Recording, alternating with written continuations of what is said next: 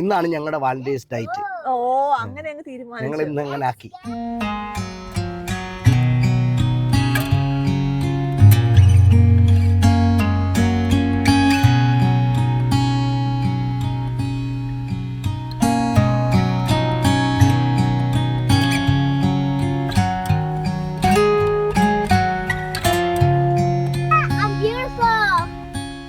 വളരെ കാലം കൂടിയാണ് സ്റ്റീക്ക് ഹൗസിൽ വരുന്നത്. എസ്തറിന്റെ ആഗ്രഹമായിരുന്നു സ്റ്റീക്ക് ഹൗസ് ഒന്ന് പോയി കഴിക്കണം എന്നുള്ളത്. ഞാൻ വീട്ടിലൊക്കെ ഉണ്ടാക്കി കൊടുത്തു, അവർക്ക് ഇഷ്ടപ്പെട്ടില്ല, പുല്ല് വിലയായിരുന്നു. അപ്പം വാലന്റൈൻസ് ഡേ അല്ലേ എന്നൊന്ന് വെളിയിൽ ഇറങ്ങിയേക്കാന്ന് എഴുതി. അങ്ങനെ ഞങ്ങൾ പോയി കാണിച്ചു തരാം, കുറച്ച് കാര്യങ്ങളൊക്കെ പറഞ്ഞു തരാനുണ്ട്. എന്താണ് എന്താ സ്റ്റീക്ക് എന്ന് ഇംഗ്ലീഷുകാർ ഉദ്ദേശിക്കുന്നത്, നമുക്ക് ഒരുപാട് എന്താ പറയാ മിസ്കൺസെപ്ഷൻസ് ഉണ്ട് ഇതിനെക്കുറിച്ച്. അപ്പോൾ പ്രോപ്പറായിട്ട് എന്താണെന്ന് നമുക്കൊന്ന് നോക്കാം.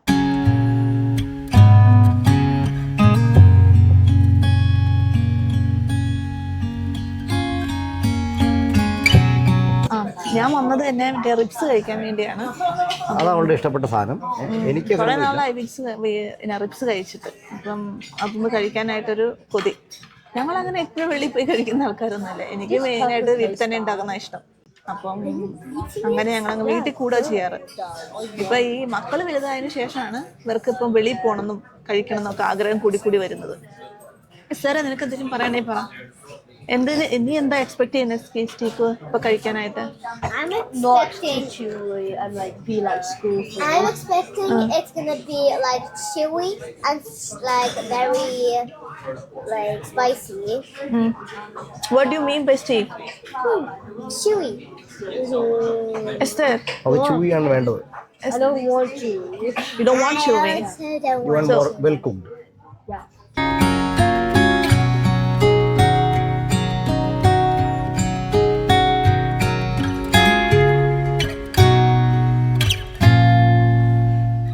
ഞങ്ങളുടെ വാലന്റൈൻസ് ഡേ വിഷസ് എല്ലാവർക്കും. അയ്യോ, ഈ 40കളിൽ വാലന്റൈൻസ് ഡേ ആഘോഷിക്കാനും വേണം. അല്ല, ഇങ്ങനെ ഓരോരോ ഡേകൾ ഉള്ളതുകൊണ്ട് നമുക്ക് ഓരോ പേരിൽ ഓരോന്ന് ആഘോഷിക്കാം. അപ്പം നല്ലൊരു ആംബിയൻസ് ആണ് കേട്ടോ. നമ്മുടെ സ്റ്റീക്ക് ഹൗസിന്റെ പ്രത്യേകിച്ച് ഇവിടത്തെ ഒരു ഒരു റെസ്റ്റോറന്റ് സ്റ്റൈൽ എന്ന് പറയുന്നത് പബ് വേഴ്സ് റെസ്റ്റോറന്റ് ആണ്. നമുക്ക് ഫുഡും കഴിക്കാം, വെള്ളം ഒഴിക്കാം. കുട്ടികളെ അലൗഡ് ആണ്. ചില പബ്സിലൊന്നും കുട്ടികളെ അലൗഡ് അല്ല. ആദ്യത്തെ സാധനത്തിന്റെ സാധനം കാണിച്ചു തരാം. നമ്മുടെ ക്യാബേജ് ഇല്ലേ, ക്യാബേജിനകത്ത് ഫ്രൈഡ് ഒനിയൻ ഇട്ട് വെച്ചേക്കാണ്. മറ്റേ ഡ്രൈ ഫ്രൈഡ് ഒനിയൻ അതിന്റെ മുകളിൽ തൂവി വെച്ചേക്കുവാണ്. അപ്പം എന്താ പറയാ, ഞങ്ങൾക്കും 10-15 വർഷമായിട്ട് ഇവിടെ താമസിച്ചെങ്കിലും 15 വർഷമായില്ല കേട്ടോ, 10 വർഷം 11 വർഷം കഴിക്കാൻ പോയിരുന്നു. കഴിച്ചിട്ടുണ്ട്, പക്ഷെ ഒരുപാട് നാളായി. എന്നിട്ട് ഇതുപോലത്തെ സാധനങ്ങളൊന്നും നമ്മൾ കഴിച്ചിട്ടില്ല. അപ്പം എല്ലാം പുതിയതാണ്, കൗതുകമാണ്. അപ്പം സ്റ്റീക്ക് ഹൗസ് ചെന്ന് കഴിഞ്ഞ് കഴിഞ്ഞാൽ നമുക്ക് എങ്ങനെ സ്റ്റീക്ക് ഓർഡർ ചെയ്യാം, അതാണ് എല്ലാവർക്കും ഉള്ള സാധാരണ ഡൗട്ട്, എപ്പോഴും ഉള്ള ഡൗട്ടാണ്. അതുകൊണ്ടാണ് ഒത്തിരി പേര് നമ്മൾ മലയാളികൾ ഇങ്ങനത്തെ സംഭവം എക്സ്പ്ലോർ ചെയ്യാൻ വേണ്ടി പോകാത്തതിൻ്റെ ഒരു കാരണം. അപ്പം അതുകൊണ്ടാണ് ഞങ്ങളിത് എടുത്തു പറയുന്നത്.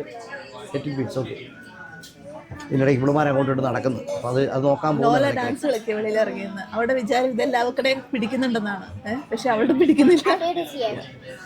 ഓ, thank you. Oh, look, what is beautiful. It's okay to leave it here? Yes. Oh, good. Okay. With the steak, medium well. Yeah, thank you. And the fish. Thank you. Thank you. Would you like an extra plate?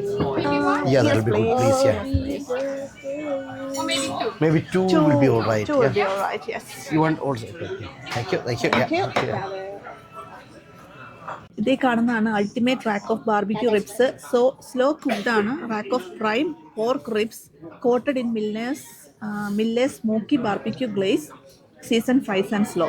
അതായത് പതുക്കെ slow ആയിട്ട് cook ചെയ്തിട്ടുള്ള പോർക്കിൻ്റെ ribs ആണ്. അതിനകത്ത് barbecue ഇവരുടെ തന്നെ സോസായിട്ട് ഉണ്ടാക്കിയെടുത്തിരിക്കുന്ന barbecue സോസിൽ mix ചെയ്തിരിക്കുകയാണ്. ഒരു സാലഡ് പോലെ ഇവിടെ ഇവർ കഴിക്കുന്ന സംഭവമാണ്. നമുക്ക് കടയിലൊക്കെ വാങ്ങിക്കാൻ കിട്ടും. പല വെജിറ്റബിൾസിൻ്റെ ഒരു മിക്സ് ആണ്. അപ്പം ഞങ്ങളിപ്പോൾ വാങ്ങിച്ചിരിക്കുന്നത് 30 day ഏജ്ഡ് ആയിട്ടുള്ള റിബ് ഐ ആണ് അപ്പം കാണുന്നത്, 16 ounceൻ്റെ. ഞങ്ങൾ കഴിക്കാൻ പോവുകയാണ്. ഇവിടെ എല്ലാവരും നോക്കുന്നു, ഇതെന്തേ ക്യാമറയും പിടിച്ചുകൊണ്ട് ഗോഷ്ടി കാണിക്കണേന്ന്. ആരുടെയും മുഖം അങ്ങ് തെളിയുന്നില്ല. അപ്പം പിന്നെ ഞങ്ങൾ നേരെ ഇവിടെ നിന്ന് ഇറങ്ങിയതിന് ശേഷം കാരണം അത് ഇവർക്ക് നമുക്ക് മാത്രമേ ഉള്ളൂ ഈ ക്യാമറ പിടിച്ചുള്ള കോപ്രായം. ഇവർക്ക് ഒരിക്കലും ശീലമുണ്ട് സംഭവമല്ല. ഇവരെ കഴിക്കാൻ പോകുന്ന ഫോട്ടോ എടുക്കുക, വീഡിയോ എടുക്കുന്ന ഇവരൊരിക്കലും ചെയ്യുന്ന കാര്യമല്ല. ഒരു ഇൻസ്റ്റാഗ്രാമിന് വേണ്ടിയൊക്കെ 2-3 സംഭവം ചെയ്യുന്ന നോക്കെ, പക്ഷെ അല്ലാതെ ഇവർ ചെയ്യുന്നൊരു പരിപാടിയില്ല. അതുകൊണ്ട് തന്നെ നമുക്കതൊരു ഇച്ചിരി ഓക്വേർഡ് ആയിട്ടൊരു സീനിലാണ് നമ്മൾ ഇരിക്കുന്നത്. പിന്നെ അവരുടെ ആംബിയൻസ് ഞങ്ങൾ മാത്രമേ ഉള്ളൂ ഇന്ത്യൻസ്, വേറെ ആരുമില്ല. ഞങ്ങൾക്ക് മെയിനായിട്ട് നിങ്ങൾക്ക് പറഞ്ഞു തരേണ്ടത് ഒരു സ്റ്റീക്ക് ഹൗസ് ചെല്ലുമ്പോൾ എങ്ങനെയാണ് ഇത് ഓർഡർ ചെയ്യേണ്ടത്, എങ്ങനെ ബിഹേവ് ചെയ്യണം, എന്തൊക്കെ ഓർഡർ ചെയ്യണം, ഇതാണ് ഞങ്ങൾ പറയാൻ ശ്രമിക്കുന്നത് ഈ കണ്ടന്റിനകത്ത്. അതിനകത്ത് ചുരുക്കി പറയാം 3 സ്റ്റെപ്പുകളാണ്.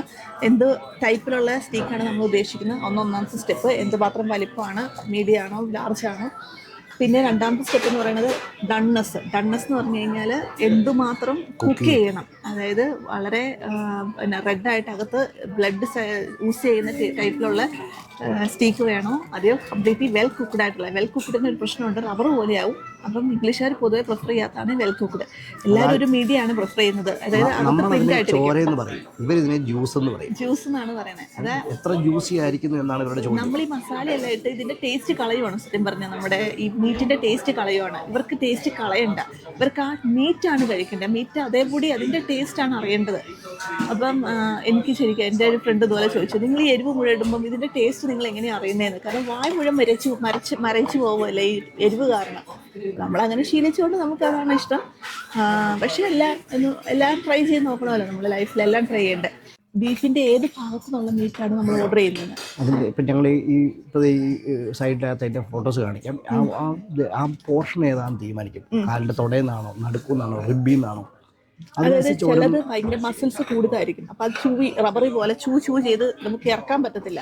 മസിൽ കൂടിയതാണെങ്കിൽ കുറയുന്നതാണ് ഏറ്റവും എന്താ പറയുക നല്ലത് എന്ന് പറയുന്ന സംഭവങ്ങൾ.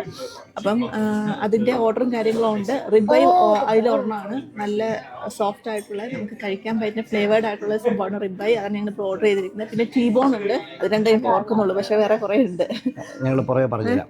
പിന്നെ ഇതിനകത്ത് ഒരു പ്രത്യേകത എന്ന് പറഞ്ഞാൽ നമ്മൾ ഒരിക്കലും കാശ് നോക്കി ഇത് ഓർഡർ ചെയ്യാൻ നിൽക്കരുത്. അയ്യോ അതിന് 5 കൊണ്ട് കുറവാണ്, 10 കൊണ്ട് കുറവാണ്. കാരണം ഇതിൻ്റെ സൈസ്, അതായത് ഇപ്പോൾ ഈ കട്ട് ചെയ്ത് ഈ പീസുണ്ട്, ഈ പീസിന് നമ്മൾ പറഞ്ഞൊരു കണമുണ്ട്. തിക്നെസ്സും ഇതിൻ്റെ വലിപ്പത്തിനും വിട്ടിനും കുറഞ്ഞ 12 ounce 16 ounce അങ്ങനെ ഇതുണ്ട്. അത് 2 കൊണ്ട് 3 കൊണ്ട് വ്യത്യാസമൊക്കെ കാണത്തുള്ളൂ. അത് വെച്ചുകൊണ്ട് അത് എടുക്കാതിരിക്കുന്നത്. നിങ്ങൾക്ക് കഴിക്കാൻ പറ്റത്തില്ല, നിങ്ങൾ എടുക്കുക, തീർച്ചയായിട്ടും ചൂസ് ചെയ്യുക. പക്ഷേ എടുക്കുന്ന സാധനം വൃത്തിയായിട്ട് എടുക്കുക. അതിനകത്ത് ഇങ്ങനത്തെ കുഞ്ഞു ലാഭം നോക്കാൻ നിൽക്കരുത്. അങ്ങനെ ചിലപ്പോൾ നിസ്സാര ഒരു സംഭവത്തിലായിരിക്കും നിങ്ങൾ അതിൻ്റെ ടേസ്റ്റ് കളയുന്നത്, നല്ല ഫ്രഷ് ആയിട്ടുള്ള ആ ഫീൽ കളയുന്നത്. ഞങ്ങൾ തന്നെ ഇപ്പം 30 days എന്താണെന്ന് അറിയാൻ വേണ്ടിയാണ് ഈ സംഭവം എടുത്തത് തന്നെ. ഇനിയിപ്പോൾ നെക്സ്റ്റ് ടൈം വരുമ്പോൾ 50 days നോക്കാമെന്ന് ഓർത്തിരിക്കുന്നു. നമുക്ക് കഴിക്കാം, തണുത്തോണ്ടിരിക്കാം. ഞങ്ങൾ കഴിച്ചിട്ട് വെളിയിൽ ഇറങ്ങിയിട്ട് പിന്നെ പറയാം.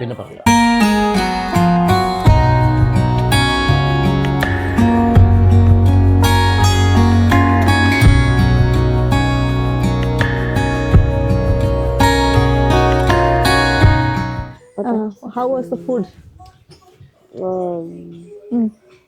It was not that. What was your expectation about steak and what you got it? I give it 5 out of 10. More salt and pepper, അങ്ങോട്ട് നോക്കി പറ. more taste. I gave it a 4 out of 10. Yeah, I give 4 it a out 2 of out of 10. 2 out of 10, 4 out of 10. കച്ചവടം പൂട്ടിക്കടി. അവർ ഉദ്ദേശിച്ചത് കുറച്ചുകൂടെ flavours ആണ്. അതായത് എരിവും പുളിയൊക്കെ നമ്മൾ മലയാളികൾ കഴിക്കുന്ന ആ ഒരു ഫ്ലേവറും കാര്യങ്ങളൊക്കെയാണ് അവൾ ഉദ്ദേശിച്ചത്.